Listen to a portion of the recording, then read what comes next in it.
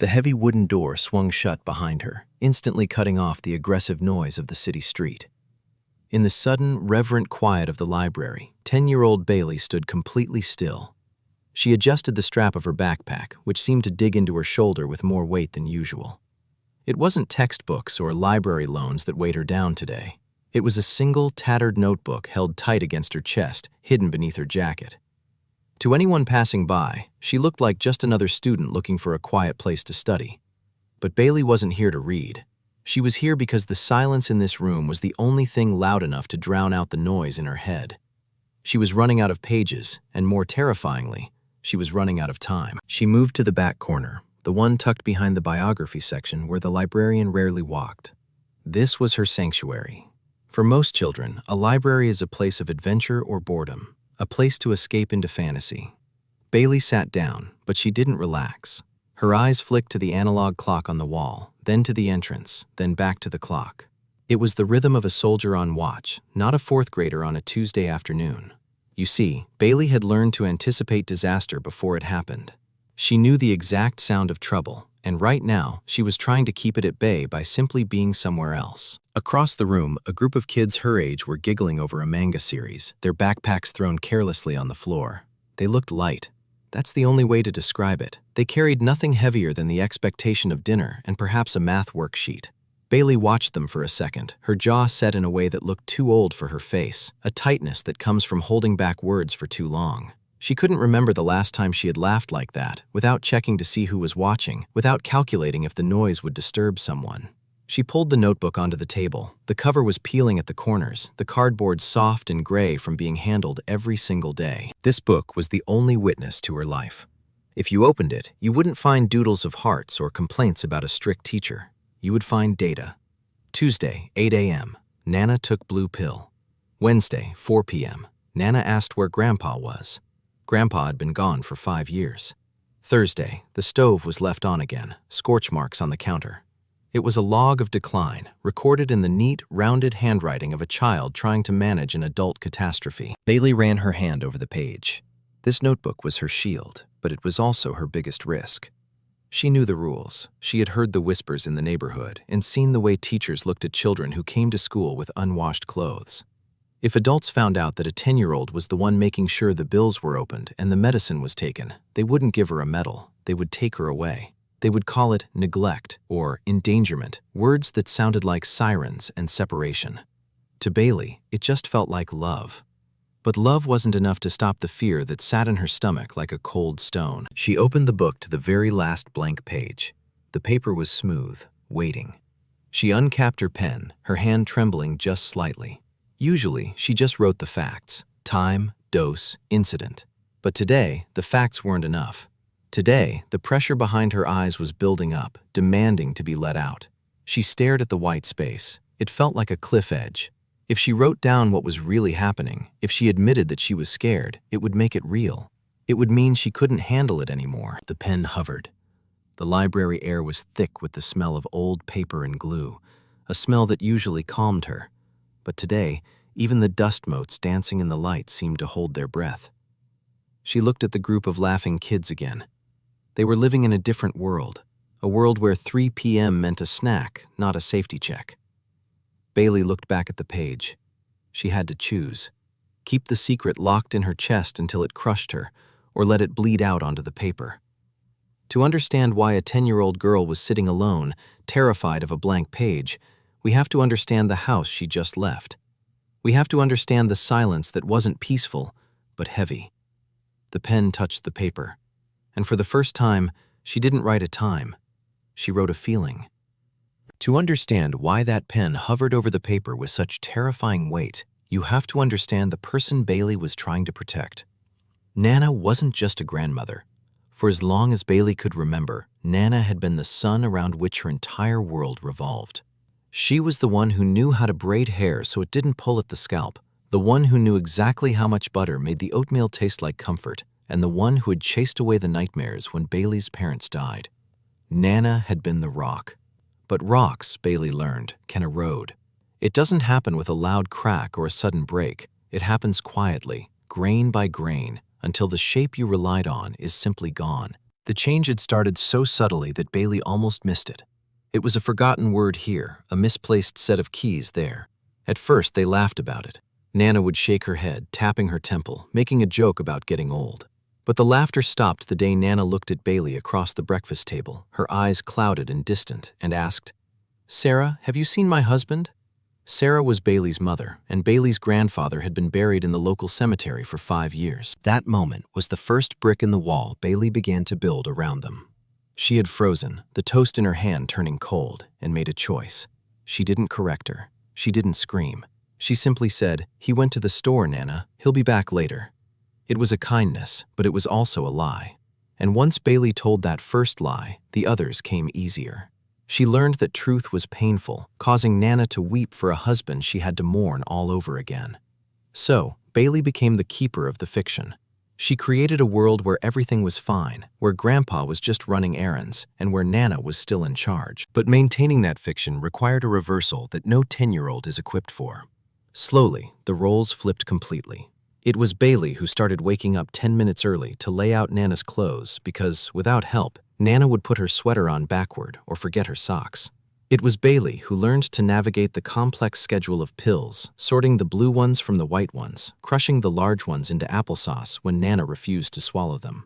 She wasn't playing house, she was sustaining a life. This fear of discovery wasn't just about embarrassment, it was about survival. Bailey had watched enough TV, heard enough hushed conversations between adults, to know what happens when a family fails. She was terrified of the system. To her, social services wasn't a helping hand. It was a giant, faceless machine designed to separate children from the people they loved. She believed with every fiber of her being that if she admitted she was struggling, if she admitted that Nana wasn't okay, men in suits would come and take her away. They would put Nana in a home that smelled like bleach and put Bailey in a house with strangers. So, their small 2-bedroom cottage became a fortress. Bailey guarded the perimeter with the vigilance of a soldier. She kept the curtains drawn to hide the clutter that was accumulating as Nana lost the ability to clean. She intercepted the mail, hiding the bills Nana forgot to pay, using the emergency cash from the tin in the kitchen to keep the lights on. Inside this fortress, the air was thick with tension and love, a suffocating mix. Bailey managed the shadows alone, convincing herself that as long as the door was locked and the world was shut out, they were safe. She told herself that she was strong enough to carry this. She told herself that her love was a sufficient substitute for medical care. And for a long time, through sheer force of will, she made it work. The secret was heavy, but it was manageable, right up until the moment the fortress began to crack from the inside. The breaking point didn't come with a bang or a shout.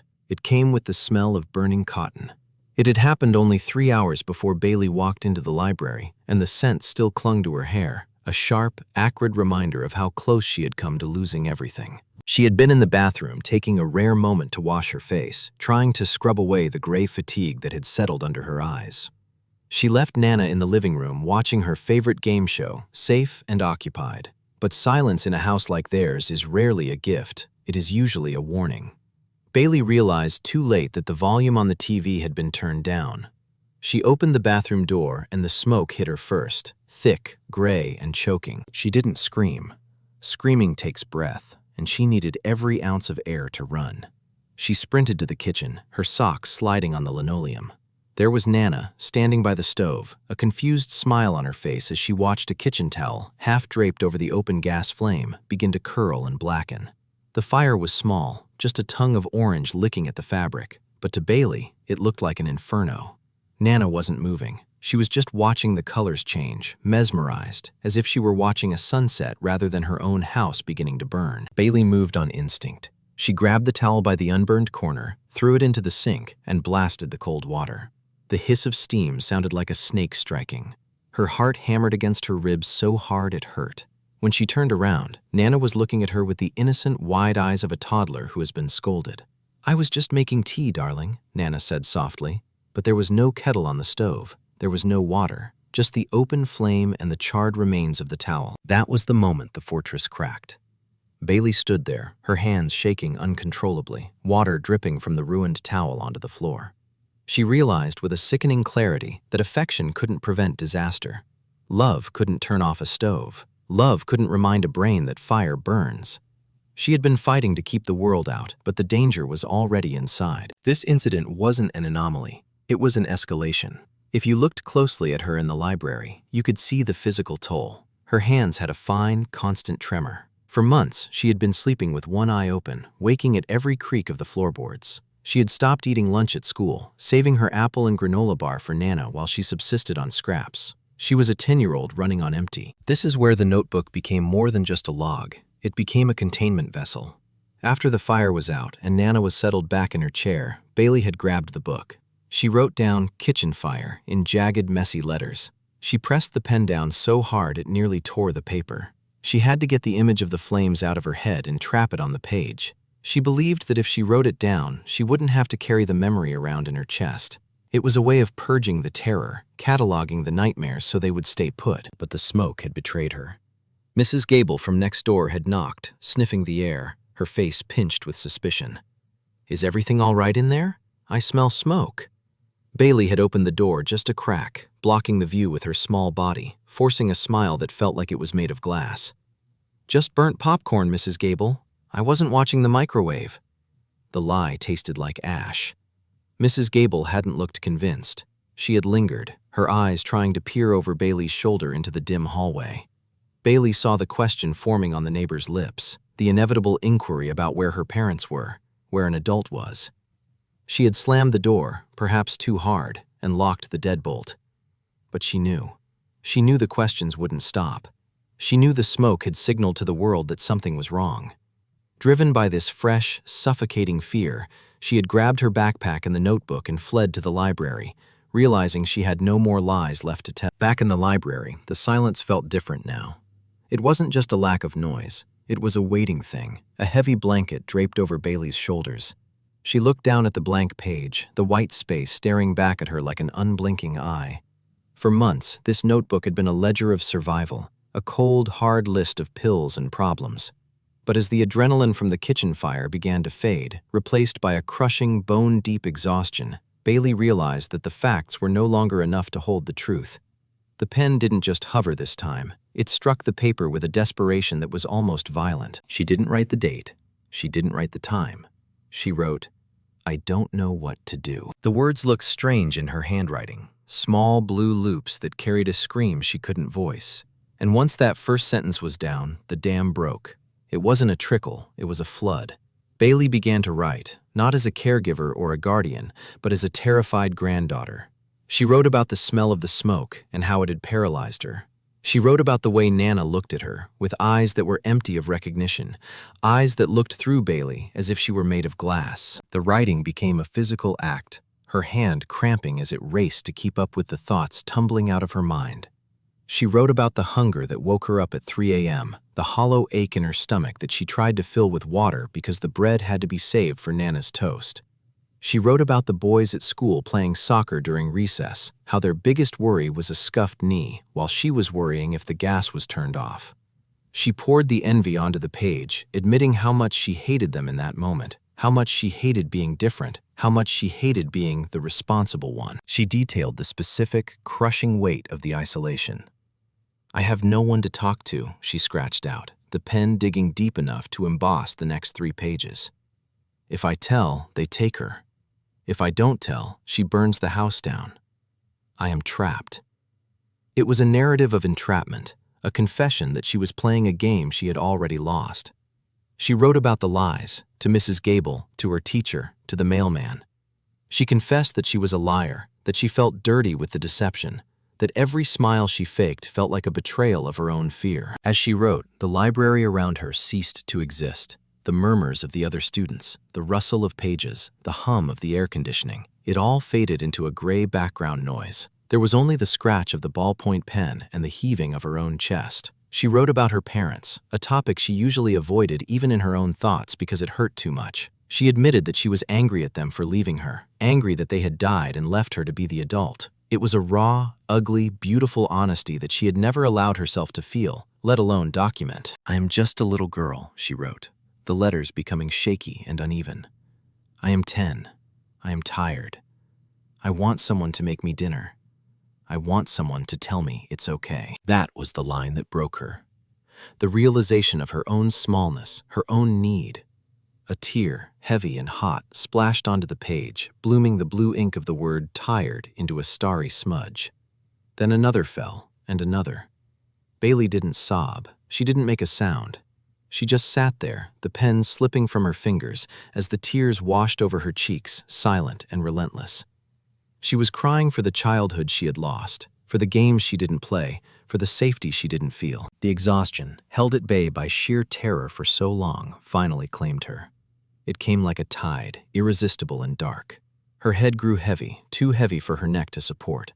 Her eyelids fluttered, fighting a losing battle against the gravity of sleep. Slowly, inevitably, she slumped forward. Her cheek came to rest on the cool, hard surface of the table, right next to the open notebook. Her breathing slowed, hitching slightly with the aftershocks of her silent weeping. And then, the final surrender. Her arm, relaxed in sleep, nudged the notebook. It slid across the smooth varnish of the library table. It didn't stop. It moved just inches out of her reach, lying open, vulnerable, and exposed under the fluorescent lights. The pages, filled with the desperate, messy scrawl of a child at the end of her rope, lay bare for the world to see. Bailey slept, dreaming of nothing, while her secrets screamed from the tabletop. Bailey jerked awake with the violent, heart-pounding start of someone who knows they have slept when they were supposed to be keeping watch. The library lights seemed harsher now, buzzing with an electric hum that drilled into her headache. She blinked, trying to scrub the grit from her eyes, and her hand instinctively swept across the table to reassure herself. Her fingers met only the cold, varnished wood. The space where the notebook should have been was empty. The panic that hit her wasn't a slow creep. It was an ice-cold bucket of water thrown over her entire body. Her breath hitched in her throat, refusing to go down. She scrambled up from the chair, her chair legs screeching against the floor, a sound that tore through the library's quiet. She spun around, her eyes wide and frantic, scanning the room like a trapped animal looking for an exit. That was when she saw it. 10 feet away, standing near the biography section, was Mrs. Albright, the head librarian. She was a tall woman who usually wore reading glasses on a chain and carried an air of strict, organized silence. But right now, she wasn't shelving books. She was standing perfectly still, holding the tattered, heavy notebook in her hands, and she was reading. Bailey felt the blood drain from her face. Her worst nightmare, the one she had built a fortress to keep out, was happening in slow motion. Mrs. Albright was reading the log of pills. She was reading the confession about the fire. She was reading the jagged, tear-stained admission that a 10-year-old girl was drowning. Bailey's first instinct was to run. Her legs twitched, ready to bolt for the heavy wooden doors, to sprint home, lock the deadbolt, and hide Nana in the closet. But her feet felt leaden, nailed to the floor by the sheer weight of the exposure. She was caught. The secret was out. In Bailey's mind, she could already hear the sirens. She could see the police cars pulling up to the cottage, the stern faces of social workers, the inevitable separation. She saw Nana confused and crying as strangers led her away. "No," Bailey whispered, the word barely a breath. She took a step forward, her hand reaching out. "Give it back." Mrs. Albright looked up. Bailey braced herself for the anger. She expected the scolding voice adults used when you broke a rule, the lecture about responsibility, the interrogation about her parents. She expected to be treated like a criminal who had been caught stealing. But Mrs. Albright didn't look angry. She looked devastated. The librarian closed the book gently, treating the peeling cardboard cover with a reverence usually reserved for rare manuscripts. She didn't march over to Bailey. She didn't wave the book in the air as evidence. Instead, she walked slowly, her movements soft and non-threatening, until she was standing just a few feet away. She lowered herself into the chair opposite Bailey's, bringing herself down to eye level. "Bailey," Mrs. Albright said. Her voice wasn't the library whisper Bailey was used to. It was thick with emotion, trembling slightly. "I saw it fall. I picked it up to return it, and I saw the page about the fire." Bailey began to shake. "I fixed it," she stammered, the words tumbling out fast and desperate.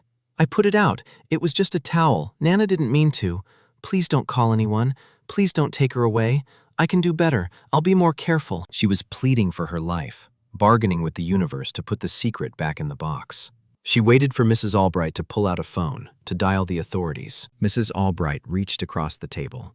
She didn't grab Bailey's wrist. She laid her own hand, palm up on the wood, an offering. "Bailey, look at me." Bailey forced her eyes up, tears blurring her vision. "I'm not going to take her away," Mrs. Albright said firmly, "and you are not in trouble." She tapped the cover of the notebook. "I read what you wrote. "You aren't doing something wrong, honey. You are doing something impossible." The words hung in the air. Impossible. "You have been carrying a mountain on your back," the librarian continued, her eyes searching Bailey's face. "I didn't see a bad child in these pages. I saw a hero who is very, very tired." The air left Bailey's lungs in a rush. She had spent months waiting to be judged, waiting to be found lacking. She had convinced herself that her struggle was a sign of failure. But here was an adult who knew the secret, and the sky hadn't fallen. The ground hadn't opened up. "I'm scared," Bailey whispered.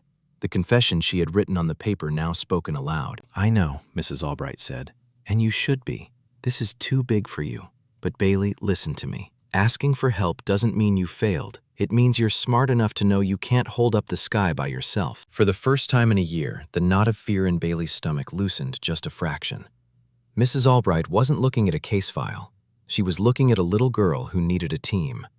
The notebook hadn't been a death sentence. It was an invitation. And as Mrs. Albright pulled a tissue from her cardigan pocket and offered it, Bailey realized with a jolt of terrifying hope that maybe, just maybe, the war was over. Mrs. Albright kept her word. The intervention didn't look like the nightmare Bailey had played on a loop in her head. It looked like a cup of tea at the kitchen table on a Tuesday evening. Mrs. Albright came over herself, bringing with her a woman named Sarah from a local organization dedicated to supporting families just like Bailey's. They didn't come to inspect the dust on the shelves or judge the empty fridge. They came to fill it. When Mrs. Gable, the neighbor with the suspicious eyes, saw the visitors, she didn't call the police to report the smoke from the day before. She came over with a casserole. It turned out that the suspicion Bailey had read on her face wasn't judgment. It was concern paralyzed by polite boundaries. Mrs. Gable had known something was wrong. She had seen the unwashed windows and the erratic lights, but hadn't wanted to intrude on what looked like a proud family keeping to themselves. She had been waiting for an invitation or a sign that help would be welcomed rather than rejected. Once the door was cracked open by Mrs. Albright, the village didn't storm in to take over. It flowed in, gentle and steady, like water filling a dry riverbed. The changes were practical, immediate, and overwhelming in the best possible way. A meal train was organized, a phrase Bailey had never heard before, but quickly came to love. It meant that every Tuesday and Thursday, a warm dinner appeared on their doorstep: lasagna, roast chicken, stew, cooked by neighbors who simply wanted to help. The gnawing hunger that had been Bailey's constant companion for months evaporated, replaced by the smell of oregano and roasted garlic. She no longer had to choose between feeding Nana and feeding herself. But the biggest change was the nurse. Sarah arranged for a visiting nurse to come 3 times a week to help with medication management and bathing. The first time she arrived, Bailey stood guard by the door, her muscles tense, ready to defend Nana's dignity. She watched like a hawk, her small body blocking the hallway, as the nurse checked Nana's blood pressure and sorted the pills into the organizer Bailey used to fumble with. But then she saw the nurse laugh at one of Nana's repetitive jokes, a joke Bailey had heard 1,000 times. She saw her gently comb Nana's hair, not with impatience, but with a practiced, tender touch.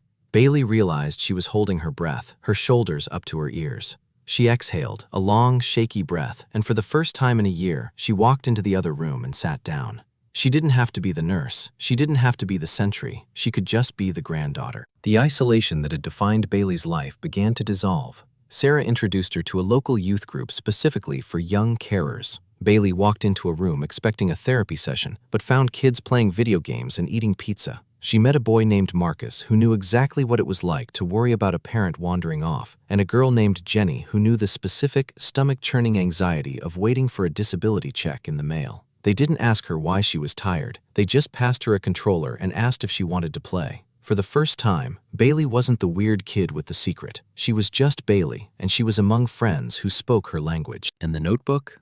It didn't disappear. It stayed right on the kitchen counter, in plain sight. But its purpose had fundamentally changed. It was no longer a catalog of private terrors or a ledger of decline. It became the team's communication log. The nurse wrote down blood pressure readings. Mrs. Gable wrote down that she had brought over a pot pie. And Bailey? She wrote down things like, "Nana had a good day," or "We watched a movie." The heavy, tattered book that had once weighed down her backpack like a stone was now just a book. It was no longer a symbol of her solitude, but a testament to her support system. The secrets that had nearly crushed her were now shared sentences in a conversation between people who cared. Bailey watched the handwriting of others fill the pages. The nurse's neat cursive, Mrs. Gable's block letters, and realized that every entry was a promise. You don't have to do this alone. The fear of losing her grandmother was slowly being replaced by the profound, quiet gratitude of keeping her, but with help. 3 months later, the heavy wooden door of the library swung open again, but the girl who walked through it seemed to occupy a different space in the world. Bailey moved to her usual corner, the one behind the biography section, but the ritual had changed. She didn't scan the room for threats. She didn't check the analog clock with the desperate, ticking anxiety of a bomb squad technician. She simply sat down, swung her legs freely under the table, and opened a book. It wasn't the tattered gray notebook. That book was gone, retired to a shelf at home where it belonged. In its place was a graphic novel about dragons and a permission slip for a class field trip, the ordinary, beautiful paperwork of a 10-year-old life. She was reading for the sheer, gluttonous pleasure of it, getting lost in a story that didn't require her to manage a crisis. For the first time in a year, she was allowing herself the luxury of being unavailable to the world. This transformation wasn't a magic trick. Bailey hadn't suddenly forgotten the trauma of the fire or the fear of the empty fridge. She was still resilient, but her strength was no longer brittle. It wasn't a dam holding back a flood anymore. It was a river. It had flow.